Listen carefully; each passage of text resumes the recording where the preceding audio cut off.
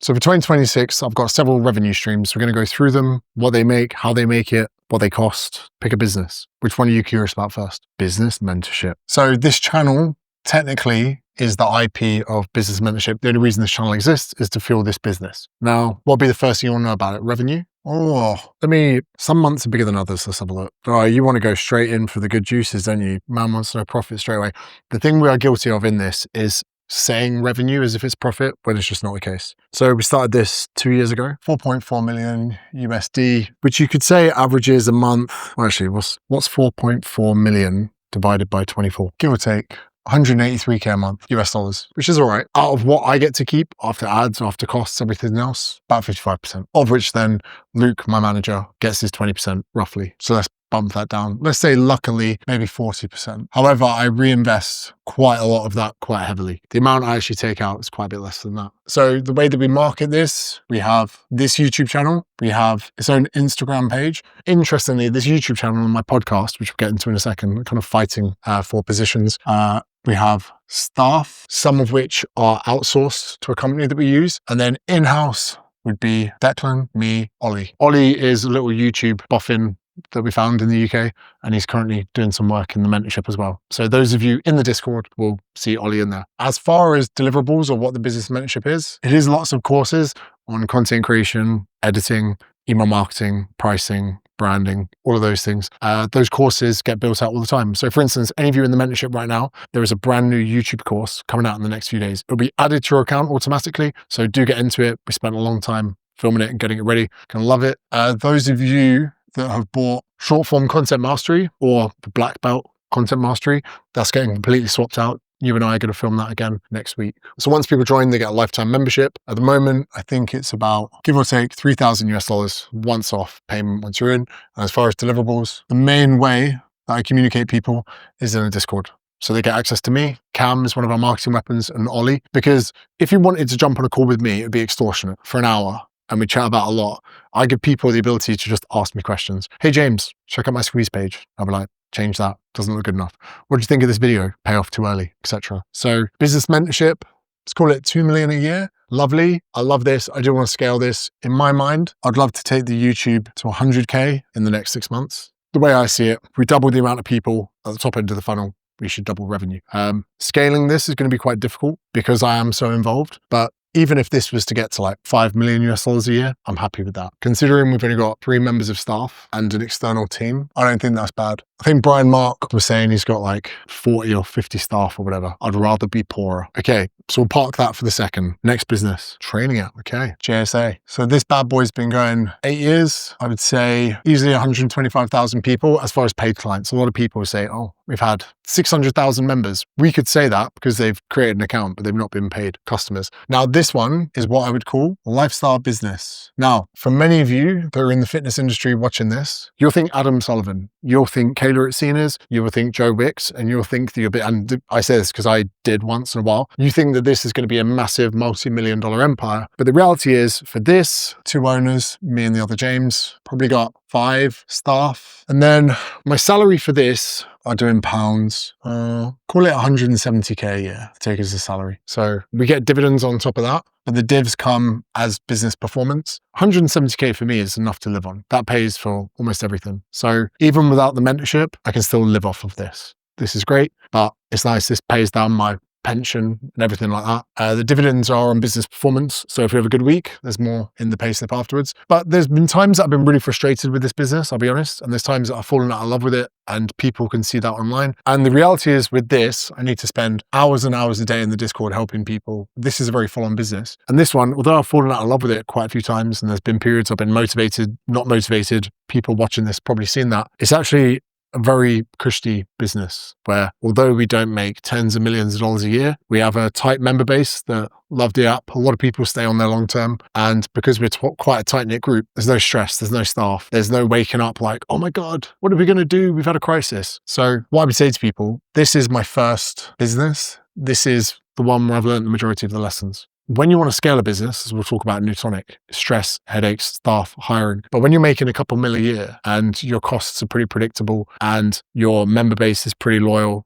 and there's not many complexities to it, I'm never in here really complaining about JSA. I complain about other James sometimes who's being passive aggressive. But when I sit back and realize that my fitness business is a lifestyle business, it's never going to buy me a private jet, but it's going to pay for me to fly business class. It's never going to buy me a mansion, but it's going to put me in a 3-bed house on the beach. You know what I mean? So, so many people can get deflated thinking that their business needs to be massive. But really, I enjoyed this. I lived sensibly. And it's all the lessons that I learned from that got me this. So the reason I'm doing multiple 7 figures a year is because I was happy with just doing 7 figures a year. That makes sense. Also, everything I teach here is through running this for 8 years and a few other things. Newtonic. So Newtonic is not a lifestyle business. Show them the fridge. How good's that? So Newtonic at the moment is doing 1 million plus per month. So $1 million a month, which is pretty crazy. In stock, I'm pretty sure we've got $3 million, if not more, in stock. Profit, there is none. Because the benefit, or the thing we're trying to do with this business is to grow it. So if you sell a can or a pack of cans for $100 and you make $20 profit, that $20 goes straight into producing more stock, going into more territories, hiring more staff, going into retail. So we launch a challenge for JSA, money's in the bank, I can spend it next month. We have a good Black Friday for business mentorship, money's in the bank. Newtonic, my net position is probably minus 300, probably 300,000. Maybe more. I actually don't know. I'll have to ask my manager, because my business partner, Luke, that is in that, he has all my money. He pretty much just keeps hold of it and says, oh, by the way, we've just invested in this. He told me the other day, oh, I've just invested in 2 more businesses on your behalf. I was like, cheers. So this is anything but a lifestyle business. This is something where you're putting out fires all the time, raises, dilutions. It's stressful. If I wake up and there's a shitty marketing email that's gone out, this project depends. The rest of our life depends on this, Declan. Whether you're flying an economy, business, or on a jet is down to this. Where your kids go to school is based on this, Declan. What house my kids grow up in is based on this. This, not so much. This, if we can grow this, I'll upgrade you to business a few more times. But that's the big play. This either does so much better than you could ever imagine, or it doesn't. There's no middle ground for this, I don't think. This is squeaky bum whole time. But it's pretty cool to be a founder of a business that's valued at 20 million. And that was a while ago. So it's probably more than that. Where JSA, this is a lifestyle business that's tied to me. If I'm not at the top of that, that doesn't exist. Whereas up here, if I'm not at the top of this, it fails to exist. With Newtonic, although I do not plan on walking away from it, I want to grow it the whole way. When we go into retail, the geniuses that sell it to the shops, they don't even mention Chris or I. It just goes straight in. The amount of money that I've had from Newtonic since we've begun, 0. So that's 3 revenue streams. That one makes it. That one gobbles it up. That one has kept me afloat. This building's paid for by that. Next, podcast. But you didn't even see that as a business, did you? So we brought back the podcast this year, off to a great start. Want to see how much money it's made? Because I'll show you. There'll be links to all of these businesses in the description. The Problem with Podcast has made £422.13 in AdSense, because we only turned the AdSense on the other day. So as far as that as a business, getting back into it, net position at minus £180,000, because we've had the studio, the team, we launched equipment, studio. So whereas this looks really nice, a lot of the money gets reinvested into this. That podcast will probably run at a loss for about 2 years. But the reason that the podcast to me is such an important revenue stream is just the exposure. So if you think the only thing that I promote on the podcast is James Smith Academy, Newtonic, and the business mentorship. So the podcast doesn't need to be a profitable vessel. It just needs to drive exposure to other things in the ecosystem. In 2 years' time, that'll probably start making money. But the only way that makes money is through AdSense, which is not a lot, or through the other businesses. But to me, that is almost like a marketing department, because content we make for this has to go viral, has to go to a lead magnet. Content for this has to be creative, have to fly to America. Content for this have to put loads of effort into YouTube. But a podcast, you put in an hour of your time, you get an hour back. It's the easiest return on investment for content creation in the world. You can get 1 million views from a video of just talking to someone for an hour, and you get to put ads in that, which is crazy. Another one would be JS Media, currently in a book cycle for book 4. I don't know the exact amount, but it's easily over £100,000 a book as an advance. Pretty sure the last one could have been maybe 150 or 200. I can't remember. So you get that as an advance, then you get royalties. So every once in a while, we get a check come through and be like, hey, you've got £13,000.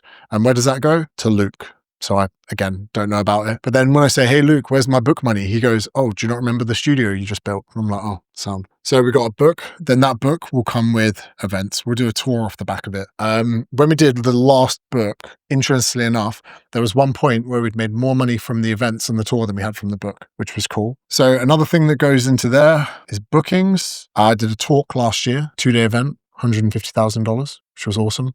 That was Australian. So call it what, $80,000 for a weekend event, which was nice. So public speaking. And then the thing about JS Media is, let's say we do live events. The last live event we did, then funnel people into the business mentorship.